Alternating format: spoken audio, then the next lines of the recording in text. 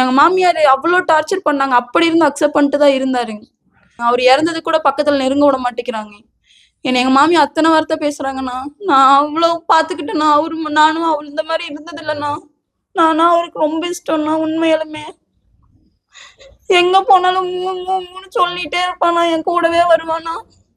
இப்ப இறந்ததுக்கு அப்புறம் உன்னை பாக்குற கூட விடலன்னு சொன்னாங்க. என்ன பிரச்சனை? அண்ணா நாங்க எரிச்சிடலாம்னு சொன்னோம்னா, அவரு போஸ்ட்மார்ட்டம் பண்ணிட்டாரு.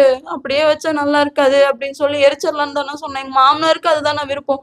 ஆனா எங்க மாமியார் அவங்களோட தாட் படி அவங்க எரிக்கிற மாதிரி இருந்ததுன்னா அந்த இடத்துல சீர் சடங்கு பண்ணா நான் தான் ஒய்ஃப்னு எல்லாத்துக்கும் தெரிஞ்சிரும்னு சொல்லி அது வேண்டாம்னு சொல்லி அல்லமீன் தர்கால வச்சு பண்றேன்ட்டு போயிட்டாங்க.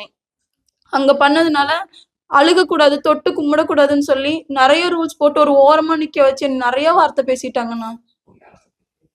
என்ன பண்றதுன்னு தெரியாம அதே இடத்துல தானே கல் நெஞ்ச மாட்டு நின்னுட்டு கிடந்தேன். கடைசியா என் பக்கம் எல்லாம் திருப்பி எல்லாத்துக்கும் தெரியும்னா நாங்க 2 பேரும் எப்படி இருந்தோம் அப்படின்றது. பசங்கள்ல இருந்து எல்லாத்துக்குமே தெரியும். இப்போ அதாவது மருமகள் உங்க மாமியார் ஏத்துக்க மாட்டேங்கிறாங்களா இல்ல வெளிப்படுத்திக்க மாட்டேங்கிறாங்க? வெளிப்படுத்திக்கவும் மாட்டேங்கிறாங்க. இருக்கும்போது பையனை குறை சொல்றது எல்லாமே பண்ணாங்க. அப்பயுமே அவன் அப்படி சொல்லாதீங்க, ஒரு கட்டத்துல நல்லபடியா வருவான், வேலைக்கு போகாத, குத்தி காமிச்சு ஒவ்வொன்றும் எங்க வீட்டுக்காரர் சொல்லும் போதெல்லாம் சரியாயிரும் சரியாயிரும் அவருக்கு நான் ஆறுதல் கொடுத்துட்டு இருந்தேன். எங்க மாமியார் அவ்வளோ டார்ச்சர் பண்ணாங்க. அப்படி இருந்து அக்செப்ட் பண்ணிட்டு தான் இருந்தாருங்க.